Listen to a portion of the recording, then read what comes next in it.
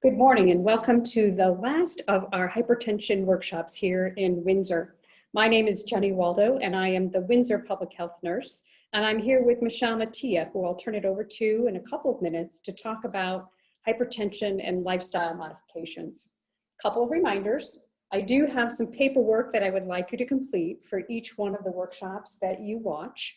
It is an evaluation of the program and what you've learned, as well as a pre-diabetes screening checklist. And when you return those items, you will earn gift cards in $5 increments for each program evaluation that you complete. So hope that you can all find the time to make that happen. Also wanted to remind you that we have some self-monitoring blood pressure equipment available for those of you who've been unable to find the insurance coverage to purchase those. So please reach out to me at the health department and we can make arrangements to get you one of those sets. And then lastly, wanted to remind you that this is a telehealth, or I'm sorry, it is an educational program, not a telehealth. So that for personal questions, you should refer to your primary care provider to discuss. And at our end, we'll be sharing with you important, critical information about the topic. With that, I'm going to turn it over to Michelle. All right, thank you, Jenny. Okay, so from here we share screen, correct? Yes. All right, we'll get the slides up in just a moment here. And here we are. So we're recording, we're good to go? We are good. Very good. All right, good morning, everybody. Again, my name is Michelle Mattia, and I'm a registered dietitian and an exercise physiologist. So I'll be speaking about both the topics of calories in and calories out. So both diet and exercise in regards to lifestyle modification and high blood pressure.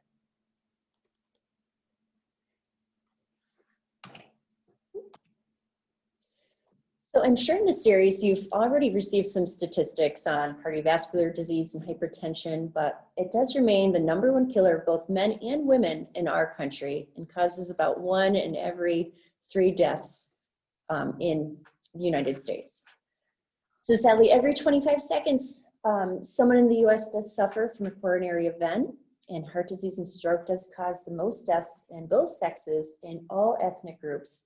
And the risk does increase with age. So the topics that we'll talk about today with lifestyle management include the following.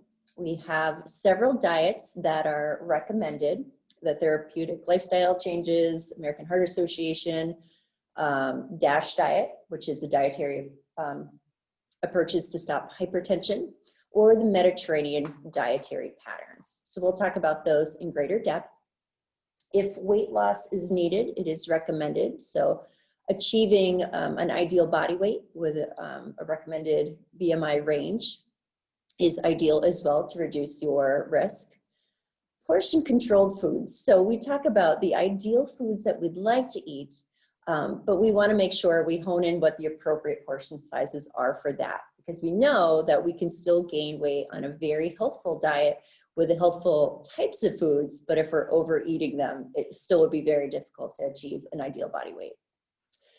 And then we'll talk about that we need to moderate our highly processed and sugar-laden food and drink. If you're not currently exercising, we are asking those to exercise as tolerated, but first getting physician approval to do so. So really the overhanging recommendations here is moving more. So taking the stance on where you are and then progressing slowly from there. But again, we'll delve into that together. Increasing fiber intake between 25 to 35 grams a day. So that really breaks down to about 14 grams of fiber per 1,000 calories that you are taking in.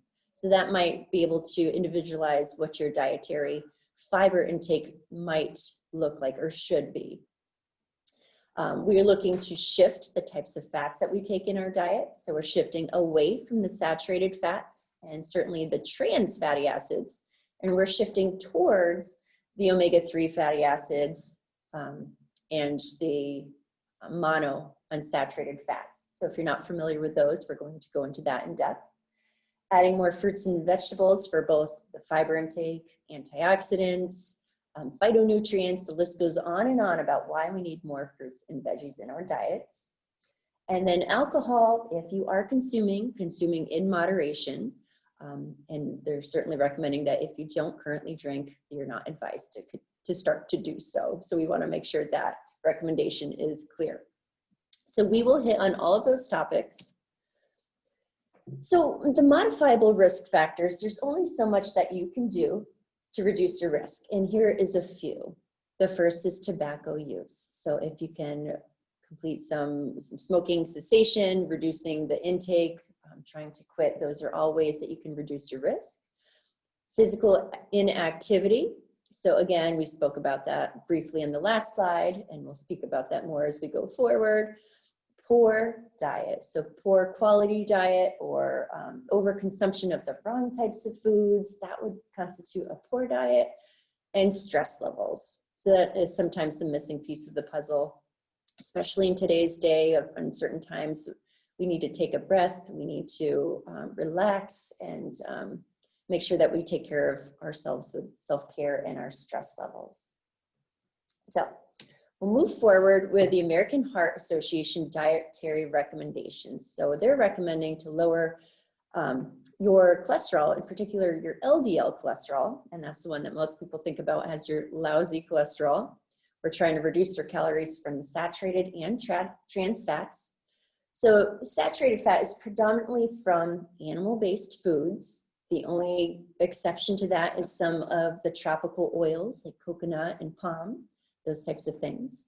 Reducing the trans fat, and that's, if you're not familiar with trans fat, it's something that they made in a lab where they take an unsaturated fat, something that's liquid at room temperature, and they hydrogenate it. It sounds fancy, but what they do is they make it more stable and solid at room temperature, so it has a longer shelf life. So your tip-off to see if your foods have trans fat is on the back side of the label. If it includes any partially or fully hydrogenated oils on the back side there, that would be your tip-off that there's some trans fatty acids in the food. So the problem with the trans fat is it's increasing your LDL, and it is also decreasing your HDL cholesterol levels. And that's the more healthy cholesterol levels as we typically think of. So that is making your cholesterol ratio worse. So that's not helpful with cholesterol and heart health in general.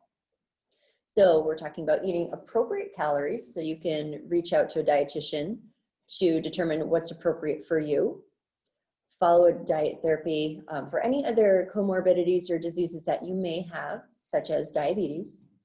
Emphasizing the fruit, vegetables, legumes, whole grains, fish, nuts, nut oils, and low-fat dairy. So all of the diets that we talk about have a very similar overhanging theme there. Again, reducing the intake of red meat and also processed meat. So when I say processed meat, I'm talking more about the kielbasa, sausage, hot dogs, pastrami, salami, bologna, all of those types of meats that are much higher in sodium, and that is a huge portion of reducing your hypertension risk, is reducing that sodium content from those types of foods as well. And then we're limiting intake of sweets, especially the sugar sweetened beverages, and then achieving more of a DASH-like diet or the USDA MyPlate food pattern, which we'll have a visual to go over together.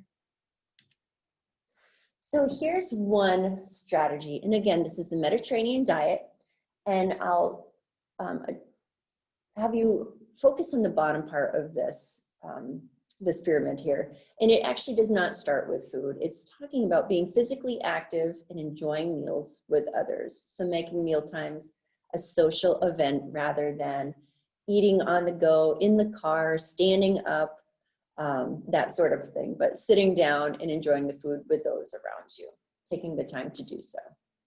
And the next level up here is the foundation of your diet. So again, the fruits, vegetables, grains, at least half of those being whole grains. That's the most important point about the whole grain department. the olive oils or other oils that are darker and richer in color rather than the light clear varieties. Beans, nuts, legumes, and seeds, herbs, and spices. So that's what we're looking for the antioxidant rich, fiber rich diet, high in vitamins and minerals. And then the next level up here, we have the fish and seafood. At least 2 to 3 times a week is really the ideal range for that. Looking at some fatty fish in the mix, such as salmon. And then above that, we have even less of the poultry, eggs, cheese, and yogurt. Moderate the portions to daily and weekly. And then at the top of the pyramid, just being some of the meats and sweets, enjoying those on occasion, less often. With the thoughts that we stay hydrated with mostly water and with some wine in moderation, if that is something that you consume and enjoy. So this is a beautiful, colorful, nutrition-rich diagram that can help guide your choices moving forward. So another way to look at the Mediterranean diet is in a plate-based form. So again, the same themes here. Beautiful, colorful, can be very appetizing to the eye. We have a quarter of the plate being a nice quality protein. The upper right-hand side, again, fiber-rich whole grain options or beans that can be in that starchy part of the plate. So this can certainly be filling. It fills the plate, it nourishes you, and then you have a little sweet dessert off to the side with some fresh fruit. And any fruit that has the skin and the seeds intact is going to give you an even greater boost in the fiber. So keep that in mind too when you're choosing your fruit choices. And then again, water off to the side to hydrate. So we talked about shifting our fat choices from more of the unsaturated or the saturated to the unsaturated. So the monounsaturated is the one that we look to first. And not all the food labels will tell you exactly what category of fats the ingredients consist of. But at a glance, they are liquid at room temperature. They're solid when chilled. They do help to lower the LDL levels when consumed in moderation. So we don't want to overdo, but we want to just do these types of fats. They are high in vitamin E, which is a great antioxidant in the body.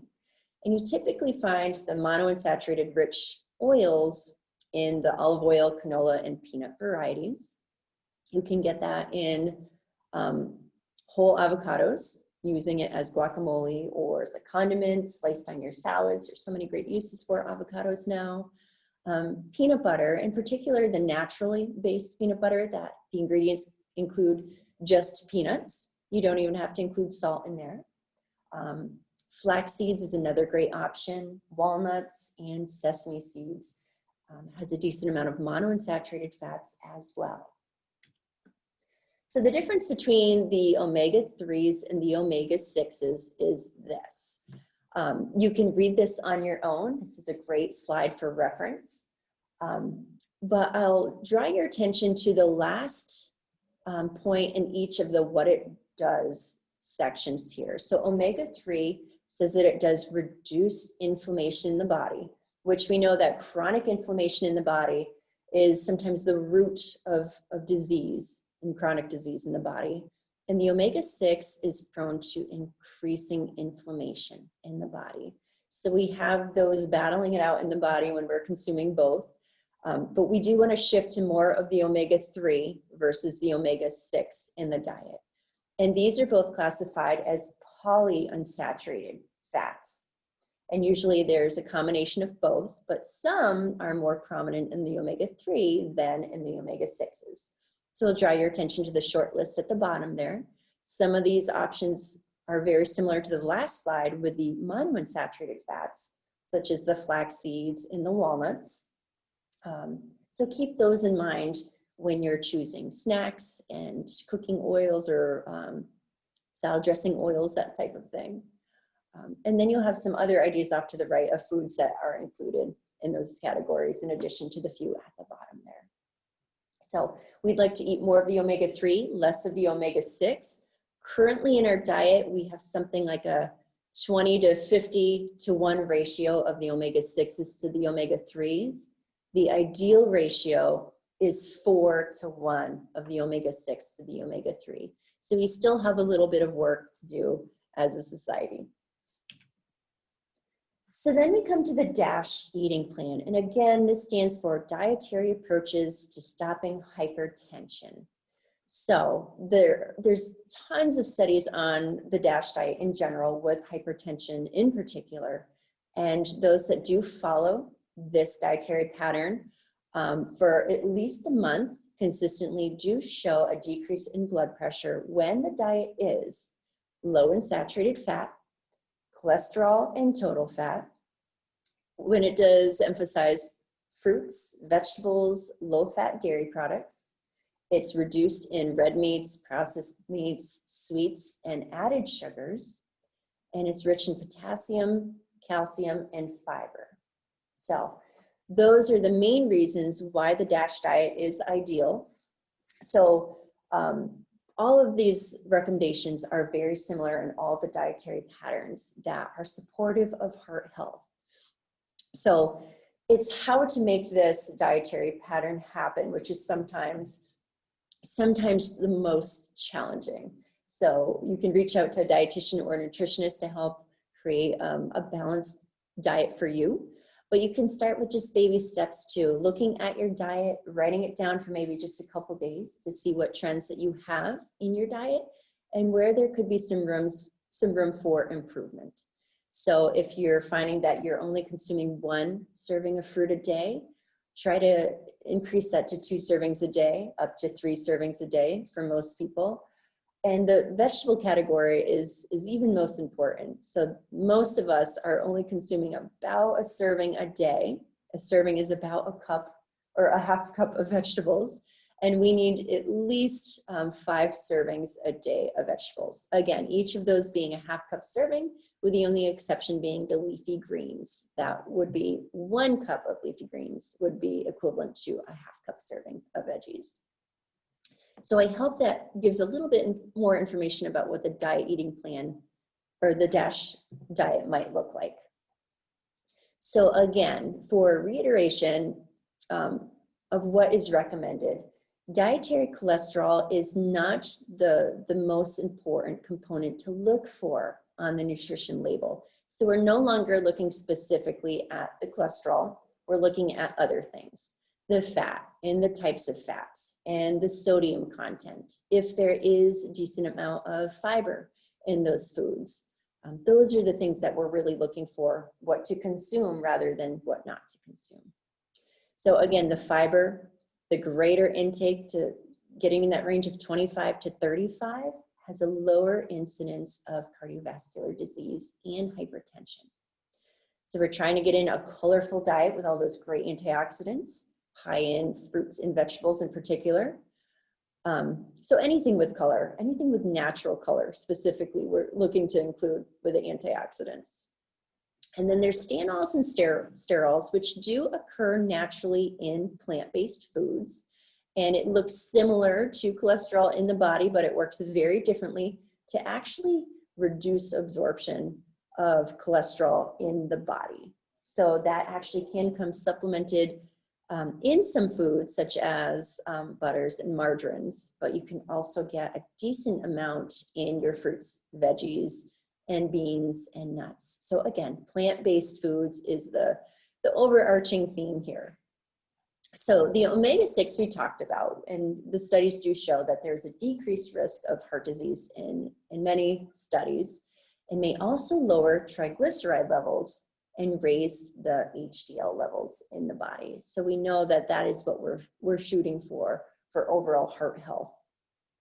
And then weight. We do know that there is a direct correlation that obesity is associated with an increased risk of cardiovascular disease and hypertension.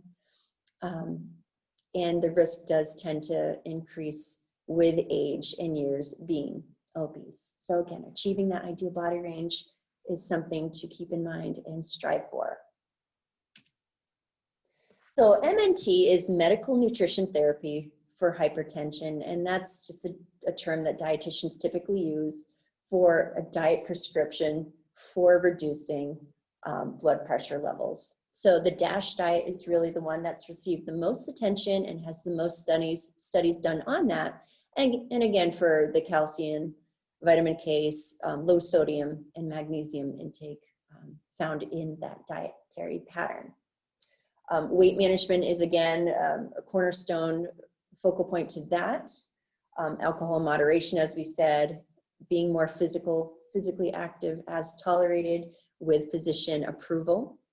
And again, that shift towards the omega-3 fatty acids and those polyunsaturated fatty acids. And again, a lot of those better for you sources have both as a combination in them. So again, just to reiterate, those are the top tips. And then we spend a little time and attention on sodium intake in particular. So the American Heart Association recommends the general population consume about 2,400 milligrams per day. So what does that look like? You may not use a salt shaker at all, but if you're looking at your nutrition labels, that would be about 700 to 800 milligrams per meal if you're eating 3 square meals a day. But you'd have to reduce those to make room for beverages that might include sodium or snacks that may also include sodium. And that's for the common population without any comorbidities or cardiac concerns. So the US guidelines is similar to that. They recommend 2,300 milligrams or less a day. But here's the kicker. For those with hypertension, the recommendation is 1,500 milligrams per day of sodium intake. And that's again in all food and drink consumed in the diet. So if you're consuming 3 square meals, that looks like 500 milligrams per meal if you do some easy math. But again, if you're carving out other meals or other snacks and beverages that do contain sodium, you have to make sure that you make room for that in your dietary pattern. So the DASH diet is as well 1,500 milligrams as recommended. And to get a visual, 2,400 milligrams, if you were to use table salt, would look like 1 teaspoon of salt. So that is a very small amount of salt. It's about the tip of your thumb. And it's not that we're recommending that you start your day with a teaspoon of salt and you use it sparingly throughout the day. Because again, you could never use a salt shaker and you could go above and beyond your sodium recommendations with just processed food, brined food, canned, boxed, or bagged foods. So you want to make sure that you are paying attention to the nutrition label. And we do have a slide to go over that together as well. So that's coming up. But here's another way to see the same information. The dietary guidelines do update every 5 years or so. So we're coming to the end of this dietary guideline period. So very simply put, following a healthy eating pattern across the lifespan. So we're not looking for quick fixes or any kind of crash or fad diets. So we're looking for a balanced, colorful, healthy meal plan. All food and beverage choices matter. Focus on variety, nutrient density, and amount, limiting calories from added sugars, saturated fats, and reducing our sodium intake when possible. And it's a shift. So it's not going cold turkey here. It's a shift to healthier food and beverage choices that are more nourishing and more hydrating than maybe some others that we find in our diet. And we're looking for supportive, healthy eating patterns for all. Okay, so this might be a little bit blurry on your end. It is a touch blurry on my end here. So this is still transitioning with a lot of the food products out on the market. We have the old label on the left, which we've had for quite some time. And this proposed label off to the right is what you're seeing showing up on the shelves. So the major differences here are that they're bolding the amount of servings per container.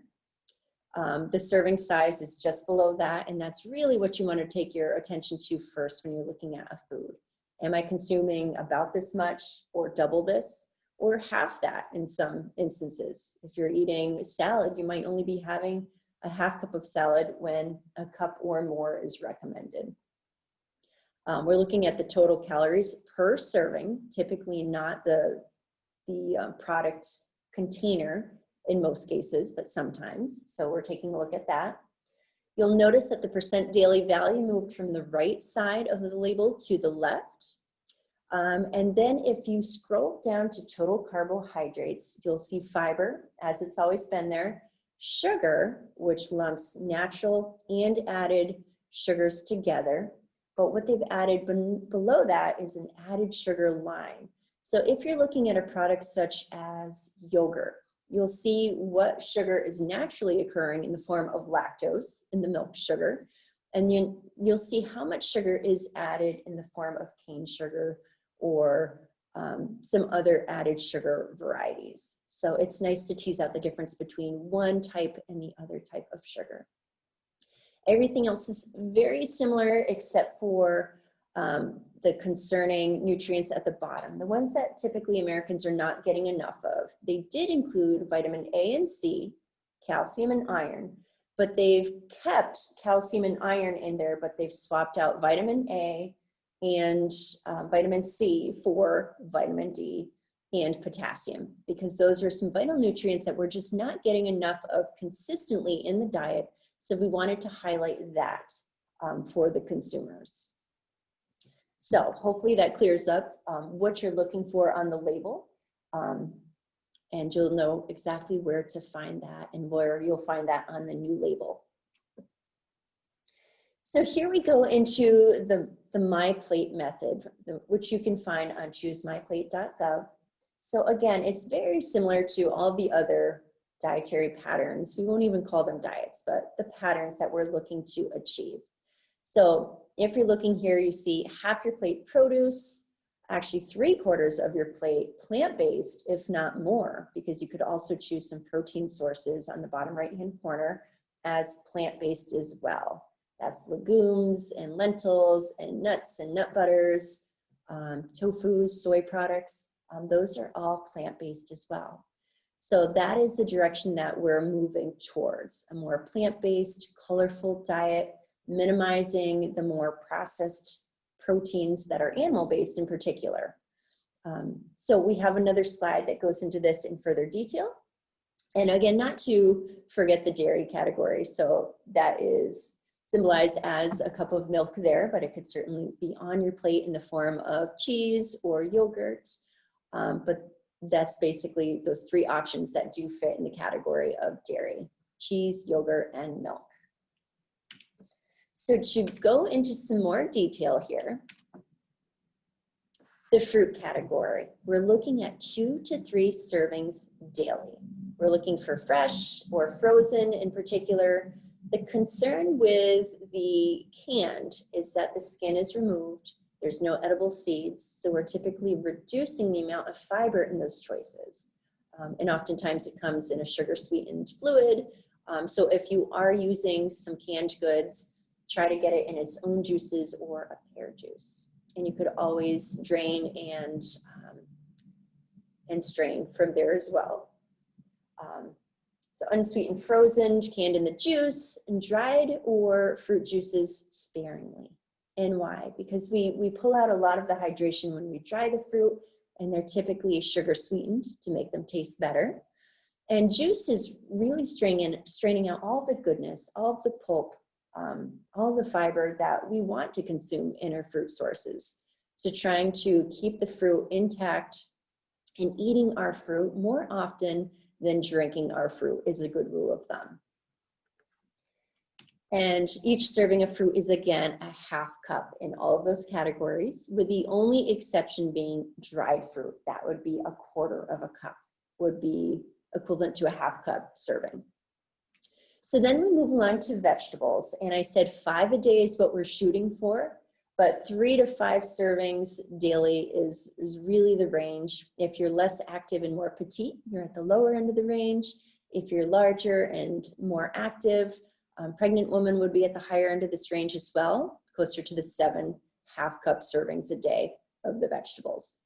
So similar to fruit, we're looking for fresh, we're looking for unseasoned, unsalted frozen options, unsalted or low salt canned versions. And again, you can always strain and drain there. And then you're checking for portions of our starchy vegetables, because unfortunately the most consumed vegetables in our country is potatoes in the form of French fries, and number 2 is tomato products in the form of ketchup. So we certainly can do better. There's room for improvement, but we're looking for a rainbow of color, eating not always just the 1 or 2 similar vegetables that we're comfortable with, but exploring your options on the left-hand side of your plate in particular. So then on the right-hand side of the plate, we're looking to go lean. So the white meat, poultry, fish, seafood, eggs, egg whites, the natural nut butters, beans, lentils, soy products, low-fat cottage cheese would go here as well. Just be careful of that sodium content in your cottage cheese. Spin that product label around, take a look at the back, and see what a portion size is, and then what the sodium content is. You could instantly be consuming 400, 500, 600 milligrams of sodium in just a cottage cheese. So I know if I'm going to do a little bit more sodium in something, I want it to be in a fun food, not necessarily my cottage cheese. And they do make low sodium cottage cheese options too. Just take note that it does taste slightly different, so you're going to have to retrain your taste buds with that type of a product. And a serving size for most of these foods is about the size of a woman's palm of her hand without the fingers and thumb, usually about that size and thickness. So if you're looking for chicken, salmon, or a serving of beans, it would be about this size. So keep that hand method in mind as well. And then we come to the bean section. So again, at least half of our grains should be whole. So again, if you go back and take some time and jot down what you're eating and drinking throughout the day. So it's nice to include what you're eating and when, and estimated portion sizes to see if you're on track, where you're missing out, or maybe what you're overdoing and you could scale back on to make room for other foods. So again, a serving is not necessarily a half cup or a cup. It's what weighs in as an ounce. So that could be 1/3 of a cup of a heavier, more dense granola, or it could be 1.25 cups of puffed rice. So it's whatever is 1 ounce. It may be 7 Triscuits, and it may be 1 slice of a certain type of bread or 2 slices of another type of bread. So again, looking at the back side of the label and seeing what constitutes as an ounce. And we'd like to see at least bread having not 0 grams of fiber, but 3 grams of fiber.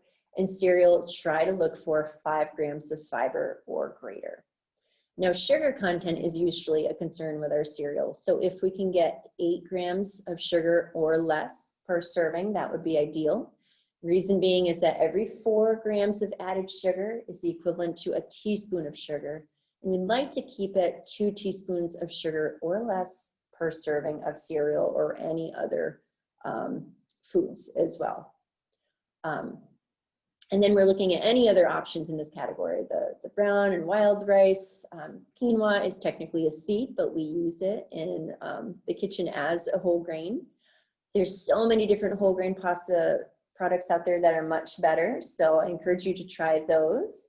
Unsweetened oats is another great category now that the weather is starting to cool off, to have oats in the morning or as a snack, and you can sweeten it in healthier ways with fruit and cinnamon rather than just adding maple syrup or brown sugar, whatever it is that's more traditional for sweetening.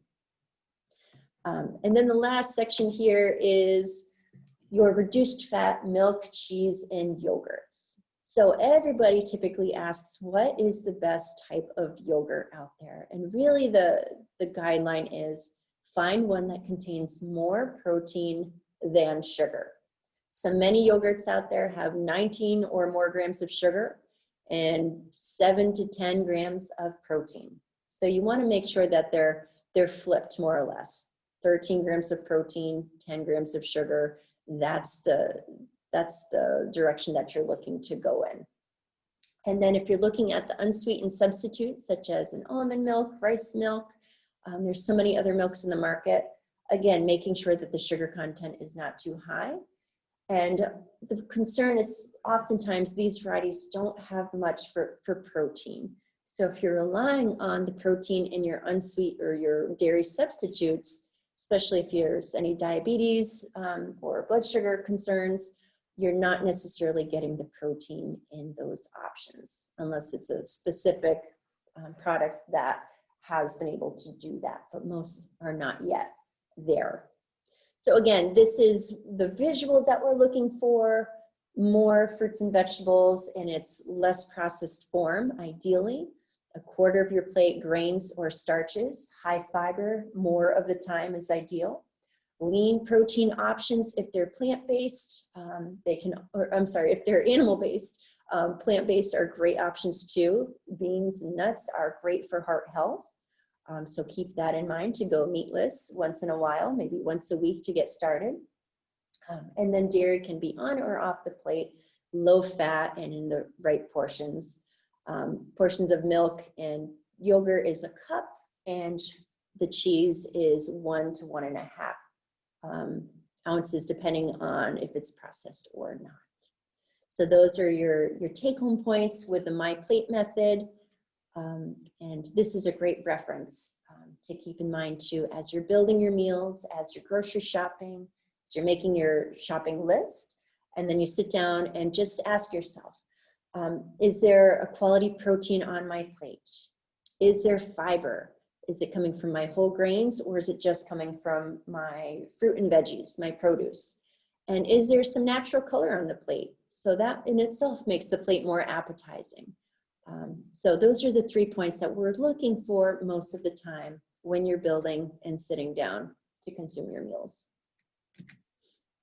So here's another way to see it. And people like to see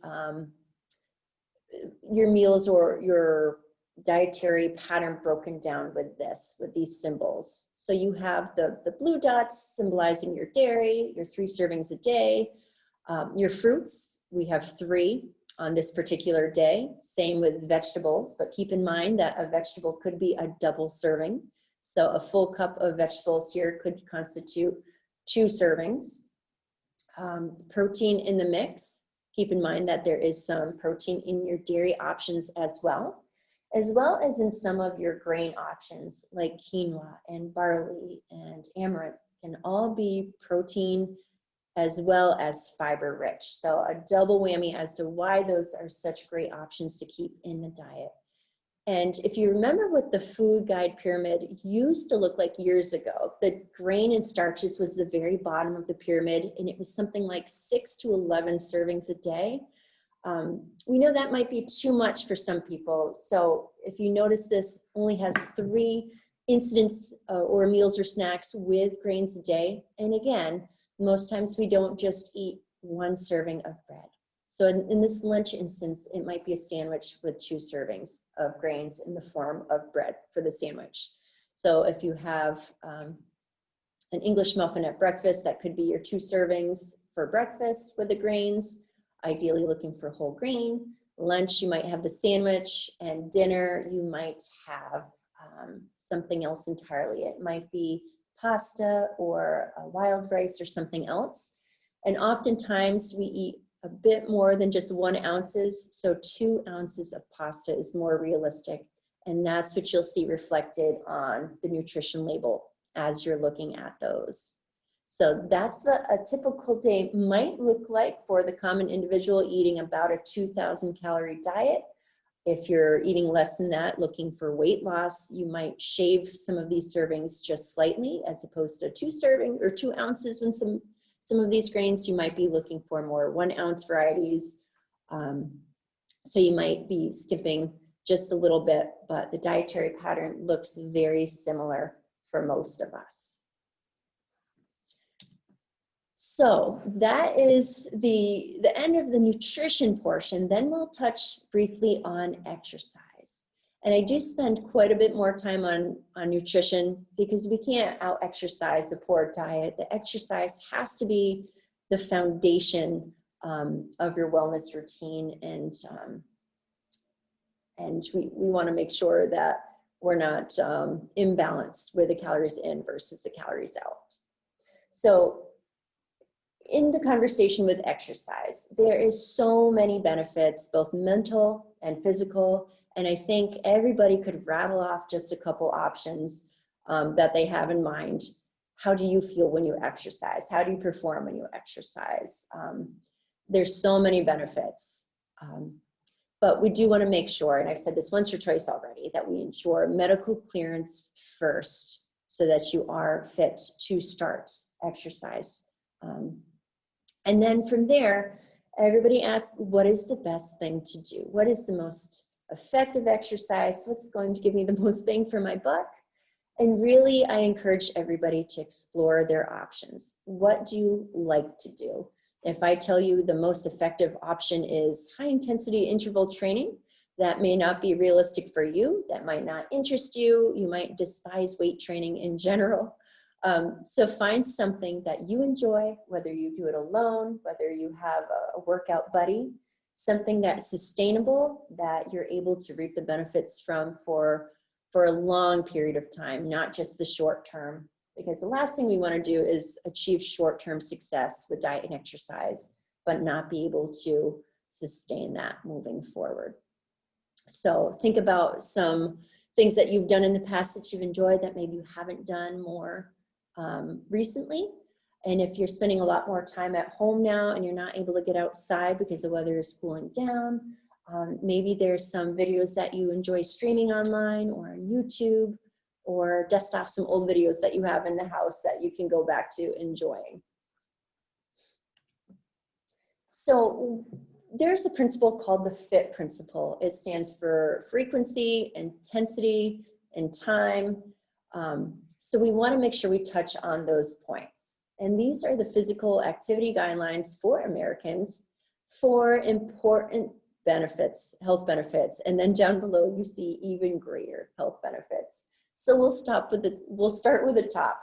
They recommend 150 minutes of moderate intensity aerobic activity. So that's biking, walking, elliptical, stair climbing. So we're looking at those types of activities every week. So that's about a half an hour a day. So you have 24 hours in a day. If you can carve out 30 minutes, that's going to give you some important health benefits. And if you can include some muscle strengthening activities twice a week, which could be strength training, it could be body weight training, such as getting in and out of your chair doing squats. It could be yoga, using the resistance of your body versus gravity. We're looking at 2 days a week is ideal for that to reap the benefits. On the flip side, if you don't have that much time, they say if you can work out more intensely for less time, you would get very similar results too. And again, I urge caution in this department because that would be more the high intensity interval training, which not everybody should start out on from the get-go. That is certainly something to build up to. But those people can reap the benefits with less time, but more vigorous activity. And also including that strength training activity as well. So for the next category, for those that have dipped their toe in exercise and they can do more, they need to progress, of course, up to 300 minutes. So double their time, at least an hour a week of moderate intensity aerobic activity and strength training 2 days a week. And why the strength training? Because it seems to maintain our lean muscle mass, which our lean muscle mass is very directly connected to our metabolism.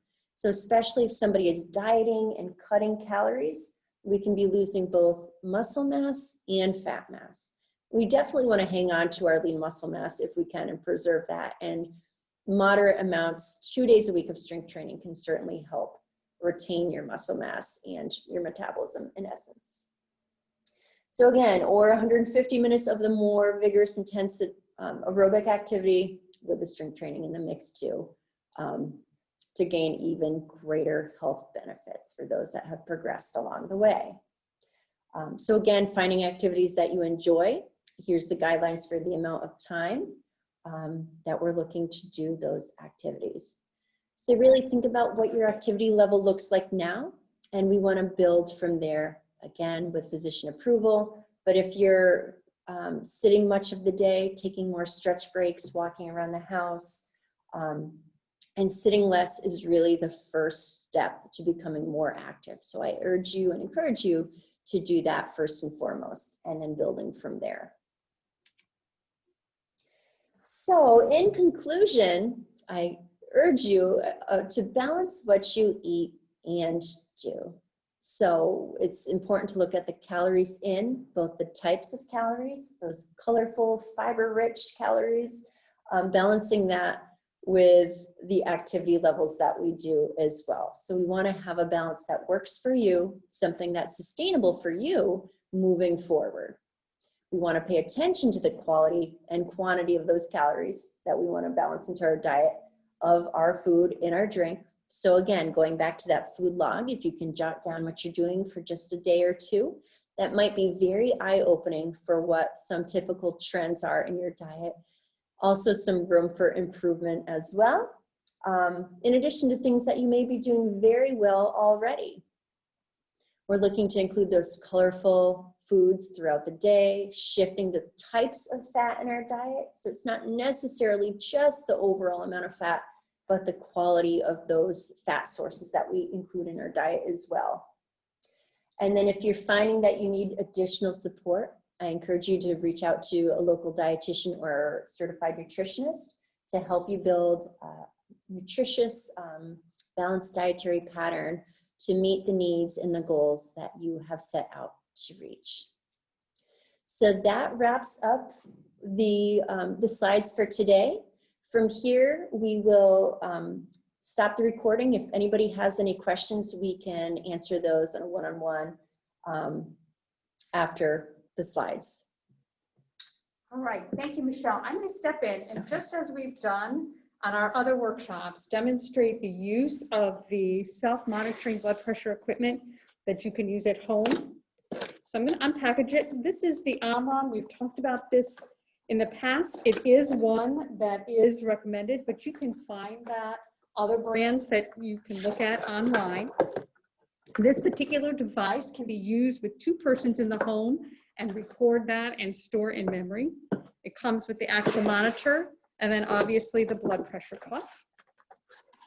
There is a whole workshop on the use of this monitoring equipment at home that is online on the Town of Windsor website. So you have the monitor and then you'll plug in the cuff. I'm going to take my mask off. We're maintaining all our mitigation strategies. You remember that Paula talked about sitting down in a chair, feet flat on the floor, back up against the back of the seat. When you get up in the morning, you should empty your bladder and then find a quiet place where you can sit. You place on the cuff and remember to be patient with yourself. As you put this on, it should go about 1 inch to a ½ inch above the inner elbow, or what we call the intercubital space, and it should go on a bare arm. You slide it on up, and then you want the tubing aligned with that inner space as well. You wrap it around with the Velcro, resting your arm on a table or surface in front of you, and then you'll hit the start button. And give it a moment.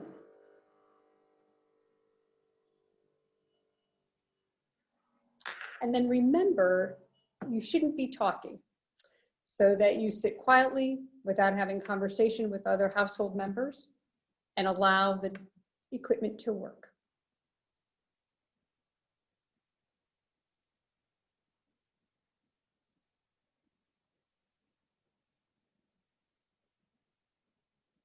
And it will take a couple of minutes. It'll give you your systolic over diastolic as well as a pulse.